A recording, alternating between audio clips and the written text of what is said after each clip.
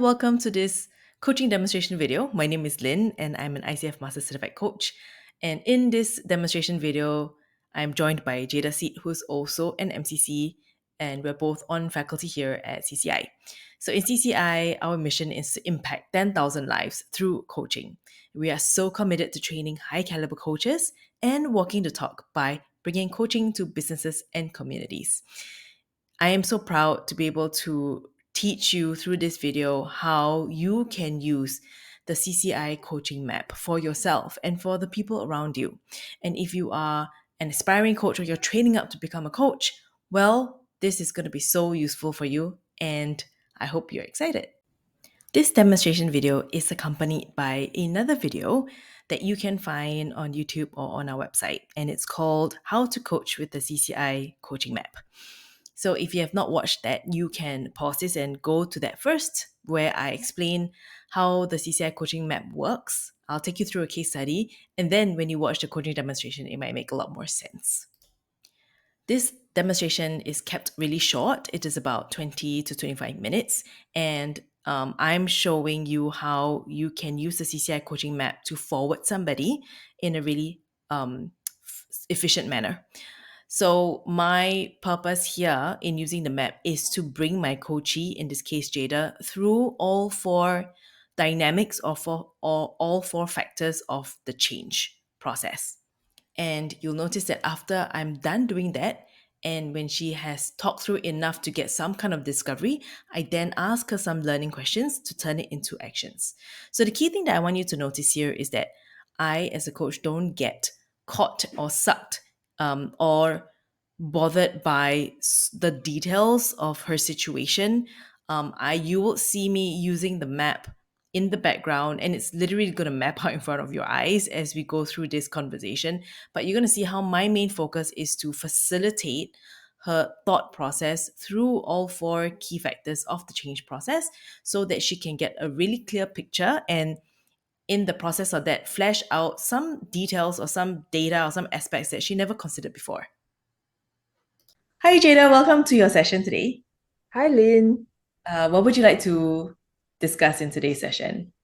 I actually am thinking of bringing up a kind of a situation that I feel I'm in at this moment at work. I find myself getting stuck in between my boss and the team, the young team that I'm managing at this moment. Yeah, Okay. and it's yeah, I don't know what to do about it. So I thought, okay, maybe I'll make use of this session to share what's happening with you and see if I can get any like new ideas of what to do.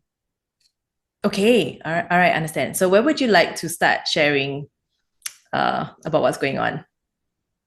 So maybe I'll start by sharing an example of what happened recently. So I Mm, manage a team. My team are all fresh grads, and I call them the Gen Zs. Like, right, they're my Gen Zs, and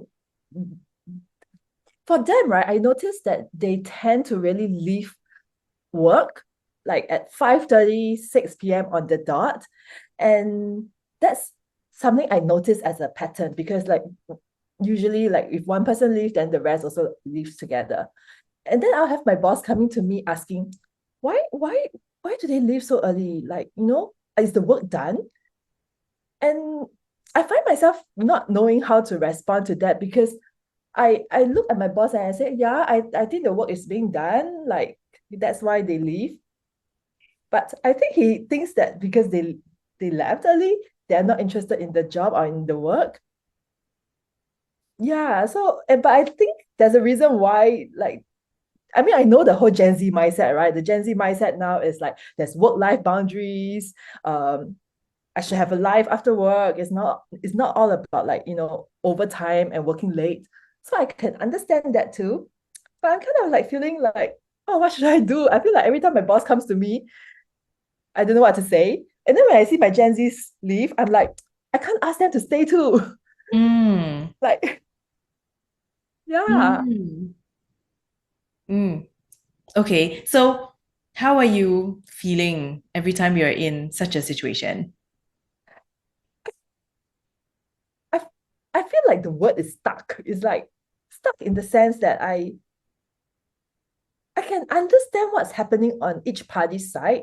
Like Mm, obviously the boss from the older generation feels that, everybody should stay late and work overtime, right? That's the way you show your worth, or like, it shows that you're working hard, it shows that you are loyal. But I can also understand why my Gen Zs leave early. So I feel like, hey, what do I do? I'm like stuck in the middle. And mm, then I also want to leave early, but then I feel like, hey, I cannot because my boss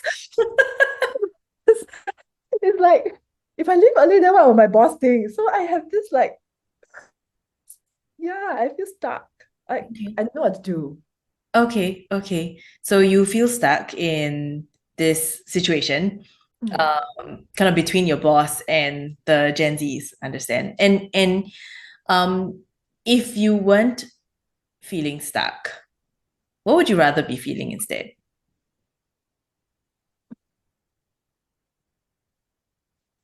Why can't they both, like, why am I, it's almost like, why am I the person in the middle trying to understand both parties, um and what's happening for them? Like I feel like, if we are a small team, we should be able to communicate with each other what's happening, and um I wouldn't have to be the person in the middle trying to manage both top and bottom. Yeah, so it's kind of like I'm sandwiched. So if I'm not stuck, I guess this is not even my issue. Right? Like, who cares what time you leave? I mean, as long as you get the work done. I mean, that's what I believe too. Yeah. Mm, mm-mm, Okay, so you would rather they speak to each other and leave you out. Yeah. Yeah, but every time they come to me, every time my boss comes to me, I feel obliged. Like I have to listen. I have to like, I have to understand him. Mm, Yeah. And so then I listen and I will, but I don't know how to respond to him to tell him, actually, why don't you try to maybe find out from them, like, why, what's going on? Because he probably really has an assumption that they are not doing anything. okay, right. So what's behind you championing him speaking directly to them? I think I really just do not wish to be the person stuck in the middle. Okay. I think that's one thing. And something that I actually is, you know how recently the hot topic in workplace, right, is all the different generations working together.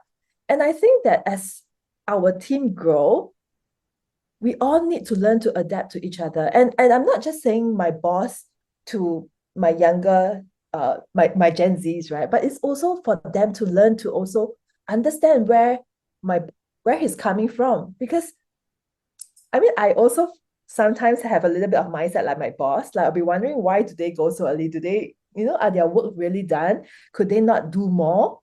So I wonder, like, what's needed to really just get all of us to the same page, Mm, because it feels like he has a different mindset, they have a different mindset, and I'm stuck in between trying to understand both mindset. mm, mm.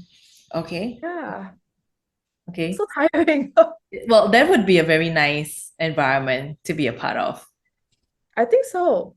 I think so. And we're going to get more and more fresh grads coming in, right? And I think if we don't learn to work with each other, it's going to be a problem. Mm, okay.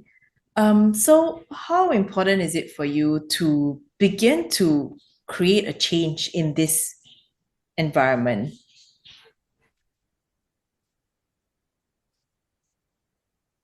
I think like the scenario of them leaving early is just one scenario. Um, so I could think of like many other scenarios where perhaps we are all not communicating together. Mm, So I feel it's important because I can see that I'm becoming the person that is sandwiched and trying to understand everybody. And in trying to understand everybody, I get so frustrated because I feel like I'm explaining Mm. on behalf of each other, like of the other person to the other person. I'm just like trying, I'm the person in between, um, bridging the communication all the time. Mm. And it's starting to make me feel like why do I have to do this? Okay. Okay. Yeah. Okay. So that you brought this to the table, does this mean that you are, and you've talked it out so far, does this mean that you are willing to explore how you can begin to make this change? Yeah, yeah, for sure. It's just I've no idea like what I can possibly do. Hmm. So this is where I'm like, yeah, this what do I do? Okay. Okay. So you have already started to paint the environment that you prefer, right? Could you share, like, so if you could just tap a bit more into that and share a bit more in detail, what would be a perfect scenario where all the generations are working together and there's open communication? Hmm.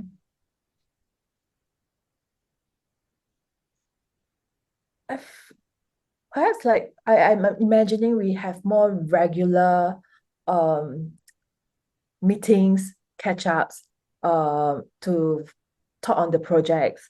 And this meetings and catch-up is like a quick 30 minutes, you know, update where's everything at, and then hear issues from both sides, and then move and get things done. And then we perhaps like have another meeting at the end of the week to catch up and get, an update again.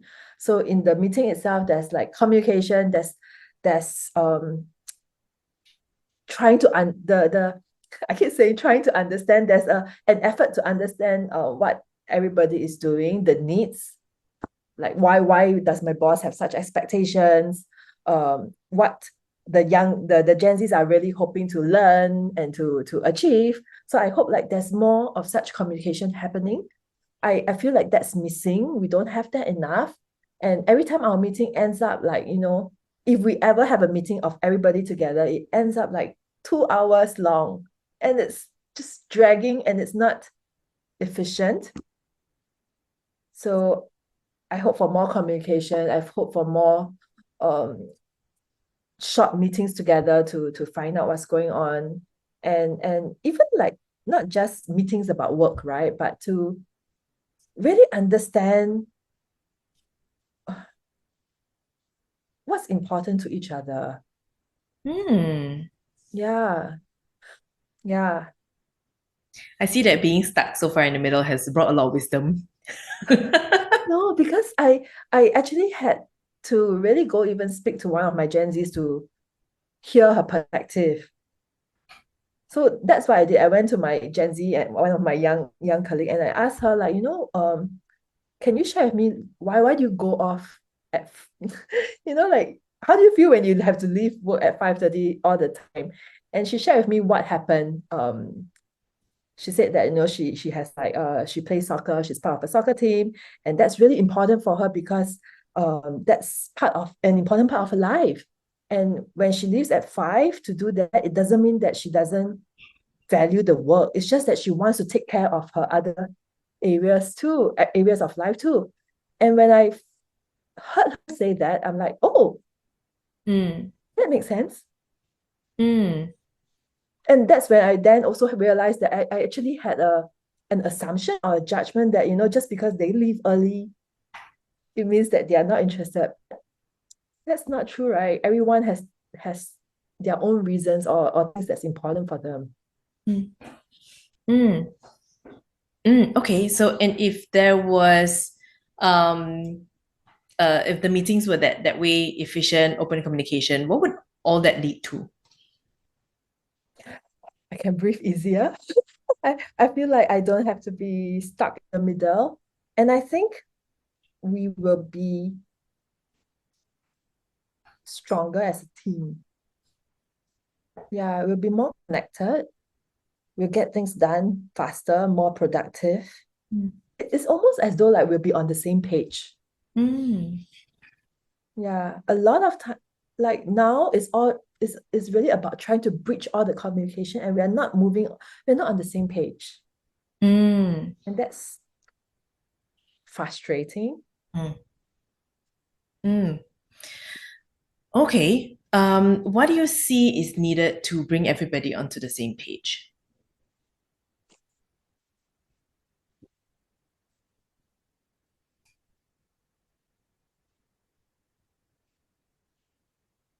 To be honest, I've only spoken to my Gen Z, one of them. I've not spoken to my boss, for example. I've also not spoken to like some of the other Gen Zs or some of the colleagues. Um, so perhaps speaking to them and trying to understand what's important for them. But as I say this, right, Lynn, I feel like again, this is me going to trying to understand everybody. Like, why am I trying to understand everybody? Should just get everybody onto the table and just, hey, what's happening? Why am I trying so hard to get y'all to communicate with each other? Right? Like, why am I Mm-hmm. Mm-hmm. the one that's doing all the work? Yeah. Mm. So you included what needs to happen for everybody to get on the same page. If it's not you bringing people together as the bridge again, which is what you're trying to avoid, what else could help you get there?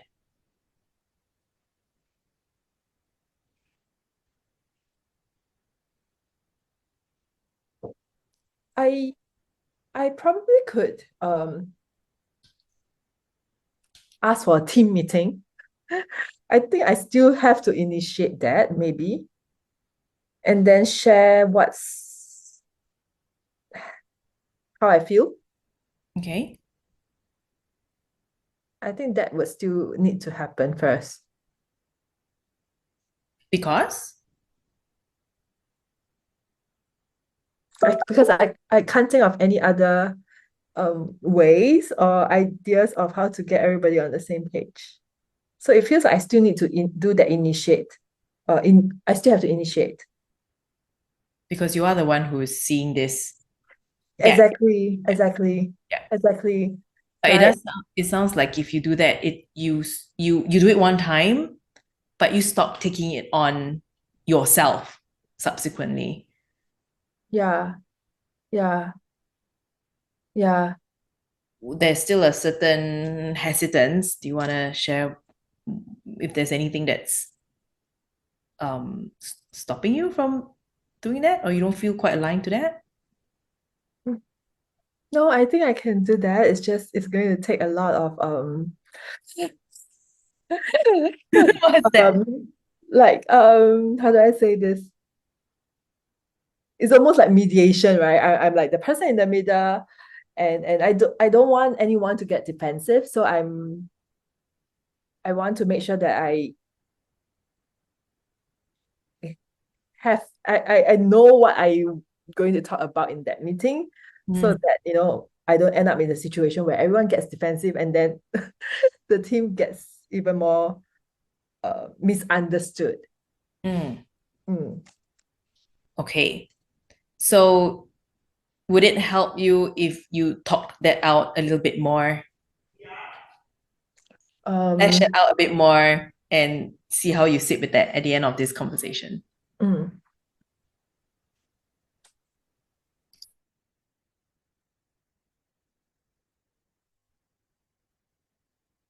So we have an upcoming team meeting next week. I could probably preempt before the meeting, right? Just share with everyone that I am thinking of having like a quick discussion on how we could all work together better and communicate better with each other. Um, Maybe I think it's better if I write down briefly what I see is the issue. Um, at least because when I write down, at least I can phrase my words better and be more diplomatic in my words and send it to the whole group first. So then they come into the meeting knowing that I want to talk about how can we communicate and work together better. Yeah. So I think that would be helpful to make me feel more prepared as well. Um, I what else? What else can I do? Mm,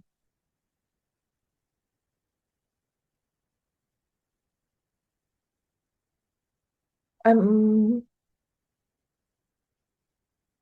I'm also thinking that actually I might have to maybe speak to my boss a little bit about this first. Even though I said just now that I don't, why am I going again to want each person to try to solve the issue. I'm thinking maybe before the meeting, let me speak to my boss a little bit more on this, as in just to tell him that I think it's really important that we learn to communicate with each other. And I think if I share with him that I'm feeling stuck, I think he will understand. Um, I think he does know. It's just that sometimes when we have like work deadlines, his expectations will all come up, right? So I think if I could just maybe not throw this up in front of him, right? His ego he wouldn't get so reactive, maybe. So then I can speak to him on the side quickly about this first. Like why is it important? I feel that we need to do this. Mm-hmm. I think he does want to build a good relationship with the team, and he knows the importance of the team working well together too. Okay. So Mm. you're creating success for an ideal session to happen. Mm. What would an ideal session look like? You mean the meeting? Yeah. Mm. I think it would be great if we can all come to an agreement of how we would like to work with each other. Um, for example, if I were to, for example, the leaving work early, right? Is it how like how can we communicate that certain things are done already and then I can go? So it's almost like keeping each other in check of what's happening. So if we could, at the end of that meeting, come up with a few ways of how we can work with each other so that we won't have all these assumptions about what's going on, Mm. about why are you leaving earlier, why you're not doing your work, like where's the update in terms of like the progress on the project. So if we can come to a way of keeping each other in check, Mm. I think that would be good. Mm. That would be a first step. Mm. Do you feel, as you talk it out, do you feel more confident in doing this? Do you feel like this is the right move to make? I feel this needs to be done. Okay, all right. Now Yeah, it's become because a need. if not, then I'm always still going to be the person stuck in the middle, and I really don't want that. Mm. Yeah. Okay. So it sounds like you have a plan and you see the need for it. And it sounds quite urgent because you're saying that you want to do it next week.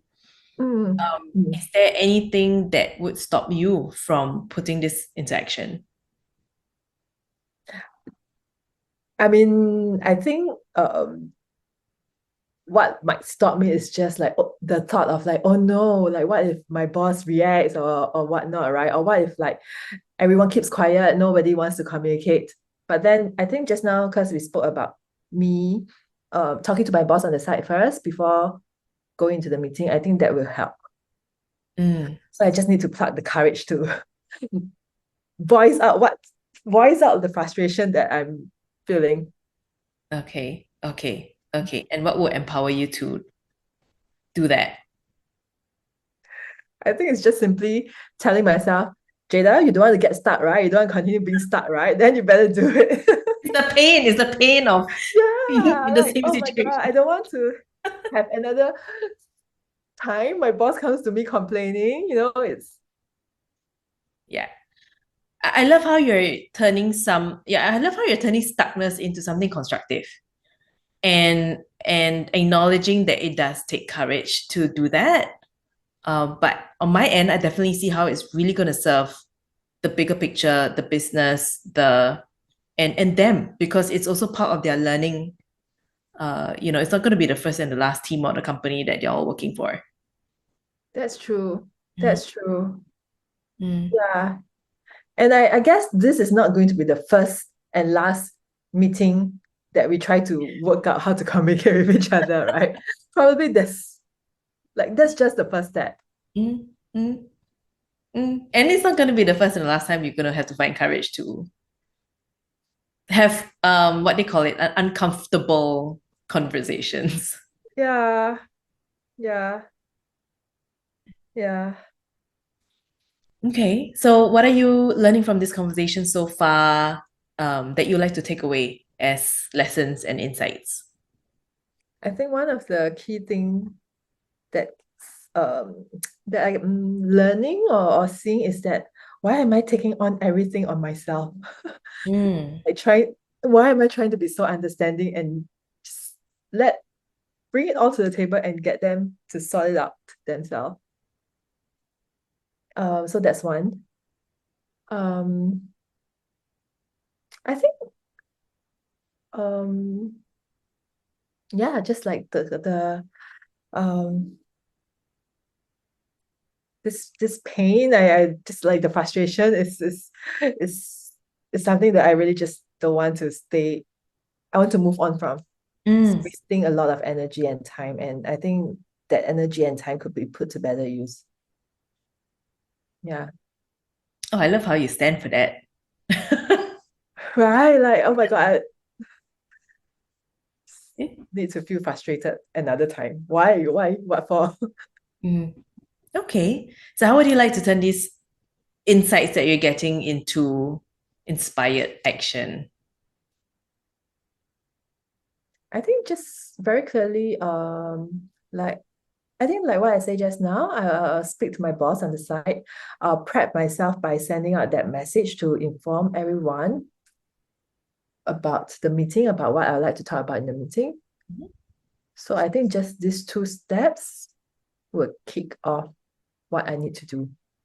Okay, is there Mhm. anything else that you like to cover, that would make you ready for this? No, no, not really. Just do it. Okay, I have complete faith that you're able to do it. Oh, thank you. I'll update you once it's done. Okay. All right. Shall we end the session? Are you good to Okay. end? Thank you, Thank you Lynn. very much. Fantastic work, Jada. Thank you. So, to wrap up, here are some key points. Number one, coaching sits in the context of change. And we need to know this because we need to know what we're doing. As coaches or as coaching leaders, we are facilitators of this change process. Number two, we decoded change. Change seems elusive, like it's something that can't be controlled, but it can to a degree. And by decoding it, we reveal factors of control that help us to increase the probability of success. And then we covered CCI, which stands for current, change, and ideal. And as part of the change, there is also the counter force dynamic that exists. Number four, how do we use this map? We use it to guide the conversation. It is an intentional conversation, not a haphazard one, and also not a fixed sequence. We unpack the CCI map as it comes through via the coachee's train of thought. And number five, the area or sometimes areas, it could be one or two, are likely unexplored in the coachee's mind. This is where we ask questions to cause some discovery and we turn those discoveries into actionable insights. So, what now? I suggest using this to work on a goal you might have or a change that you want to invite in your life. Fill in the CCI map and notice what you are now aware of that you've not considered before. This is what you then turn into inspired action. So if you haven't already, gentle reminder, there is a how to coach using the CCI Coaching Map video that you can find on our YouTube channel and on our website. There also is a transcript to this coaching demonstration via the link in the show notes below. I hope you enjoyed this lesson as much as I enjoyed teaching it. Feel free to use this on yourself and on your coachees or your employees. Do remember to credit CCI if you use this for somebody else's benefit. Now, there are tons of other resources that you can find in our library. We have videos, podcasts, articles. Sometimes we also have workshops and previews that you can join. You can also find us on LinkedIn, Instagram, and Facebook, and we're constantly updating content there. If you would like to train as a coach with us, feel free to reach out to us and we'll walk you through some possible options. Thank you for joining us today and for being a part of our mission to impact 10,000 lives. Catch you soon.